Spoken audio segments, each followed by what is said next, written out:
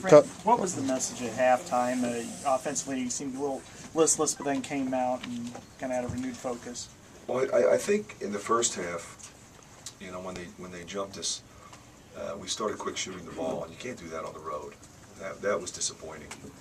And you can look at a lot of things and say, well, we didn't do this and do that, but that's the one thing that I thought was glaring in the first half.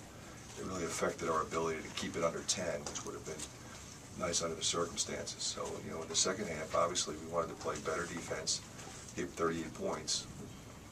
But I thought offensively, we didn't execute very well in the first half at all. And obviously in the second half, we executed much better. Second half, you got pretty big performance there from Matt. He ended up with 21 points. Just what was it about his determination there that stood out to you? Well, you know, he really continuously works hard to get open, and we did a good job finding him. I thought Aaron White made some big hoops when we really needed, when we were struggling. He made some big hoops, and I thought Marble, you know, had a spectacular game for us. You know, 40 minutes, I can't take him out with Bryce hurt, so I'm really proud of him. Free throw shooting down the stretch, I think he missed 4. Yeah. You know, that's unfortunate because, you know, we got it back to a one-possession game and then couldn't close it out with free throws. You know, we were working hard enough to get there. You know, Josh misses 1, Aaron missed 1, Mel missed 3.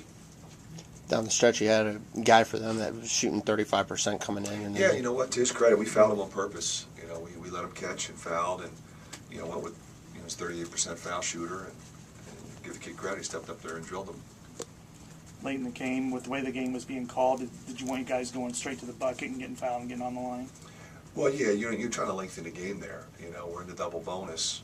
If we can get to the free throw line and get fouled, stop the clock, and then we can decide, do we want to press, do we not want to press, do we want to go zone, do we want to stay man, what are we going to do?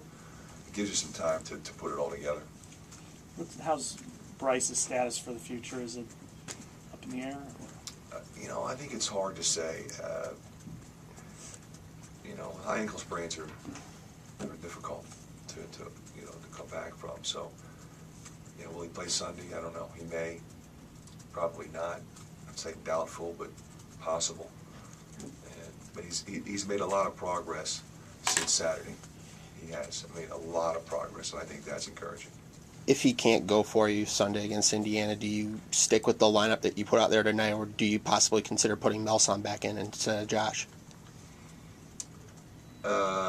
You know, I haven't thought that through yet. Okay. Probably stick with what we had, but that would be the logical alternative, especially because they're so big. Mm-hmm. Yeah. Was Graham the only guy you would have fouled there? The only guy in the game. Right, yeah. The only guy in the game, yes. And that's risky. You know, it's a three-point game. You know, if he makes one, it's a two-possession game, and you know you're thinking that through. But you know, if they shoot it at the end of the clock, and we either foul or they get a tip or they get a rebound, you know, there's only 14, 13 seconds to go in the game. That really makes it tough.